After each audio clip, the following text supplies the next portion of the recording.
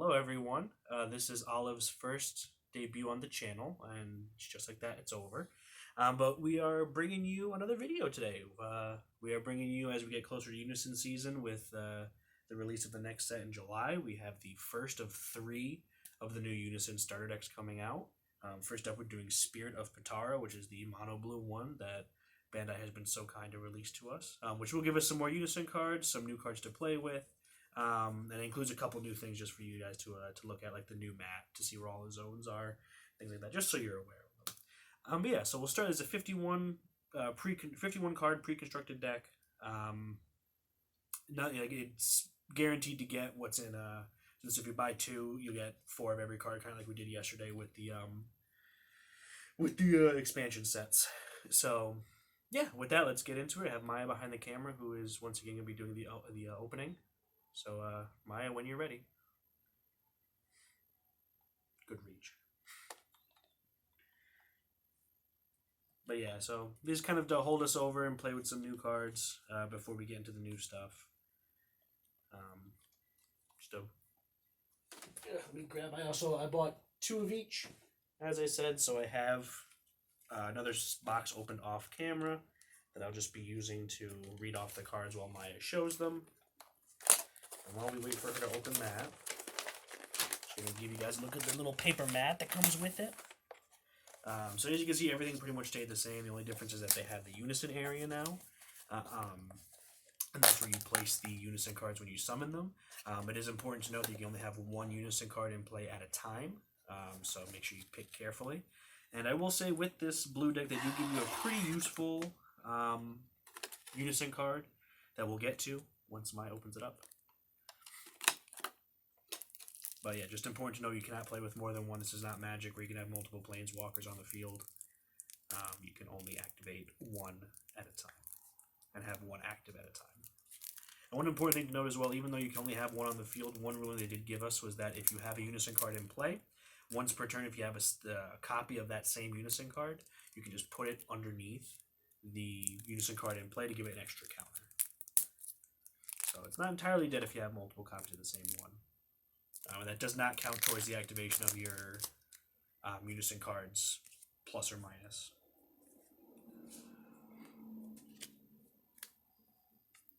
So, alright, so without further ado, we'll move this out the way.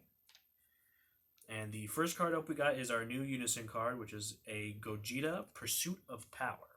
They do give you two copies in this deck, one that is silver foil, or silver stamped, and the other which is just foil. So this first one is the silver stamped one. And it is a dedicated 2-drop X, so you can pay as much as you want as long as you pay 2. Then permanent, if your leader card is a blue Saiyan card and you have a blue Saiyan battle card in play in rest mode, your leader does not take damage from attacks. So that right off the bat for basically 2 mana is insane to me.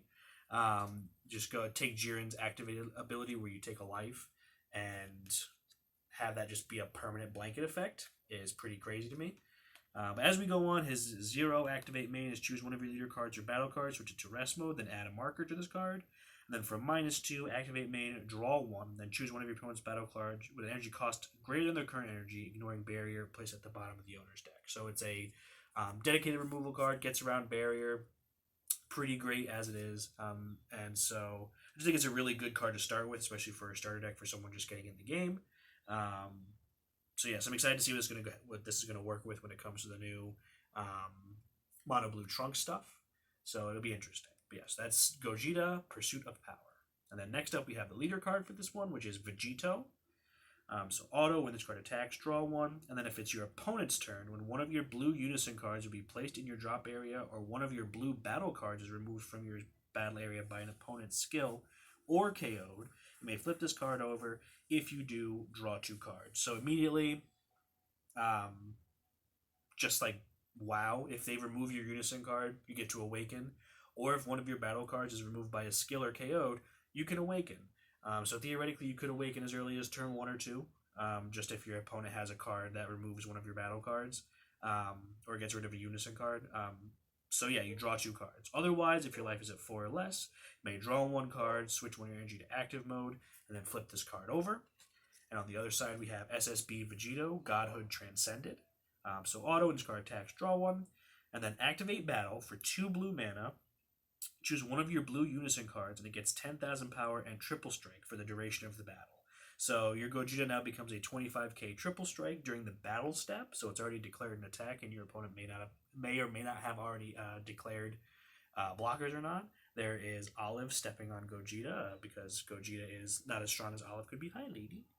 Hi. So activate battle, 2 mana, triple strike 10k, always good. And then auto once per turn if it's your opponent's turn. One of your blue unison cards will be placed in your drop area, or one of your blue battle cards will be removed from your battle area by an opponent's skill or KO'd. Switch up to one of your mono blue energy to active mode and draw 1 card. So it is a restock. It is a energy restander, and it's just a really great leader. I think this is a really powerful card that could come into play later on. But just has a lot of versatility just right out the gate, which is why I think between the green, the black, and the blue, this is probably one of the better starters, like second place. When you get to the black one, you'll see why that one is my personal pick for the best one, but for now we focus on blue. So next up is the first one of our new cards. It is a 1-drop blue. It is SSB Son Goku, Tenacious Warrior. So auto, add 1 card from your life to your hand. When this card attacks, it gets 11,000 power for the duration of the turn. And then when this card is KO'd, look at the top 7 cards of your deck, add up to 1 blue unison with a specified cost of 2 among them from your hand, and then shuffle your deck. So it's a searcher that fetches your Gogeta. It also is a 15k attacker, just a great way to put early pressure on. And it also helps you get closer to Awakening if for whatever reason you're facing maybe a stall deck that's not worried about removing your cards too much, or what have you. So yeah, good value for a 1-drop blue. How many of those are there? There are 2 in the deck, so you can get 2 of those. And then next up, there's going to be SSB Vegeta, which is Heroic Warrior. Sorry, SSB Vegeta, Heroic Warrior is his name. He is a 2-drop, dedicated to blue. If your leader card is a blue Saiyan card, this card gains critical. And when this card is KO'd, draw 1 card, then up to 1 blue unison with a specified cost of 2 from your drop area to your hand. So, 2-drop critical, 15k, fantastic. It also fetches back your blue unison cards if your Gogeta were to happen to be put in the drop area. Just fetch it back, add it to your hand, plus it also fuels your leader ability to awaken or draw an extra card and untap an energy. Just a lot of versatility. So there's 2 of that. Then next up we have SS Trunks, Architect of Peace. He is another one of the new cards. He is a 1-drop 5k.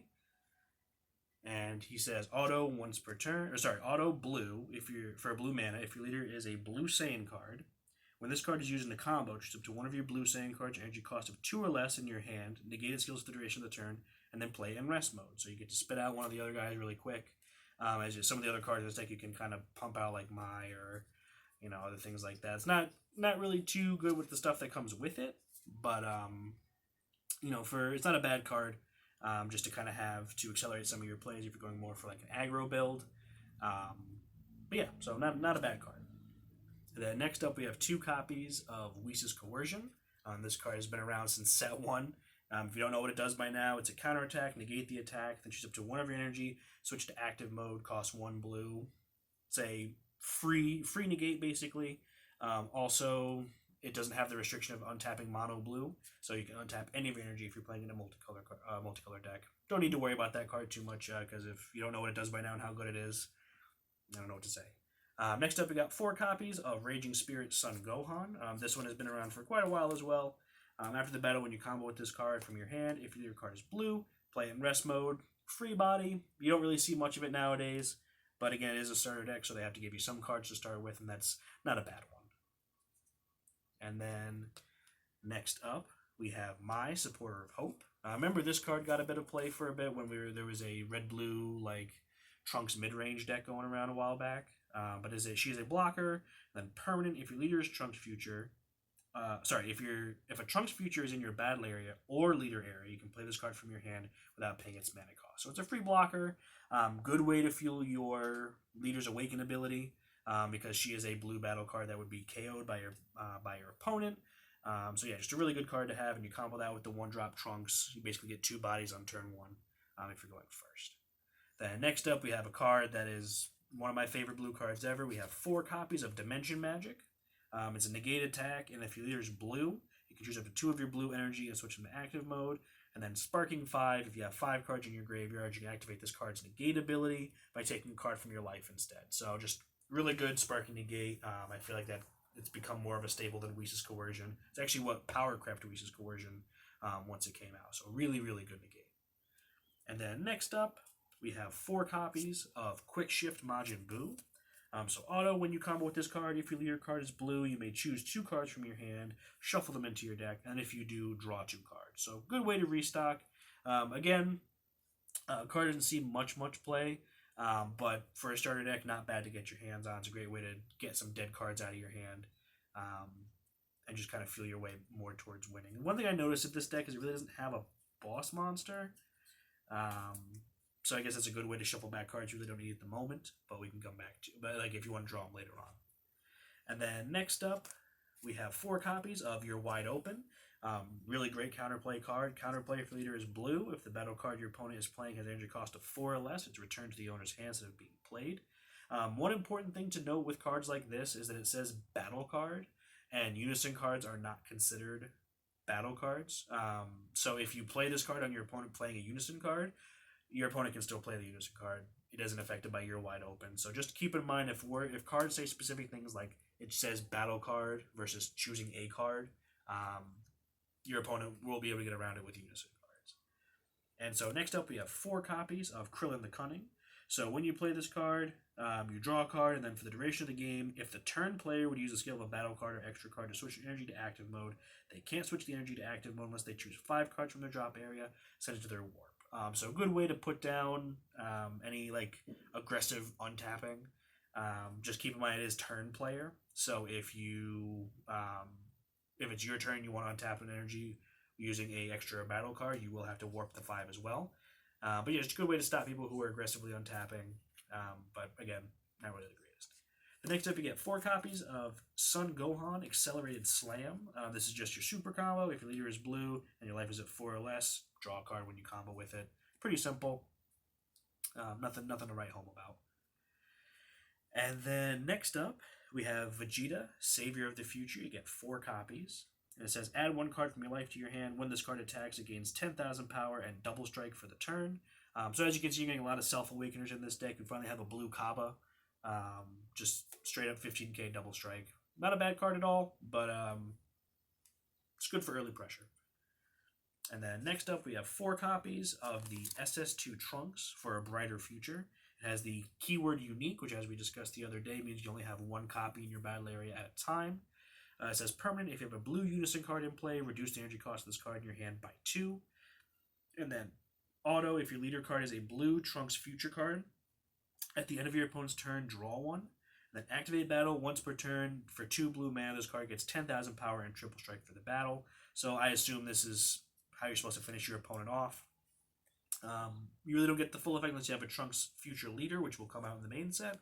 But even still, having a battle card that a 2-drop 20k that can become a 30k triple strike is not bad. And then last but not least, we have my Bulwark of the Future.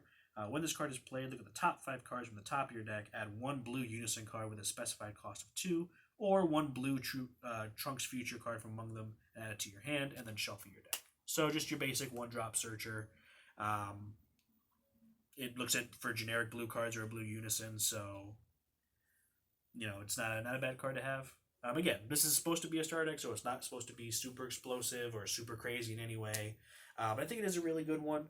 Between the 3, I would probably put the second place. I do like Frieza because it has that new counterplay card that's coming out that we'll discuss once it gets here and we do a video on that.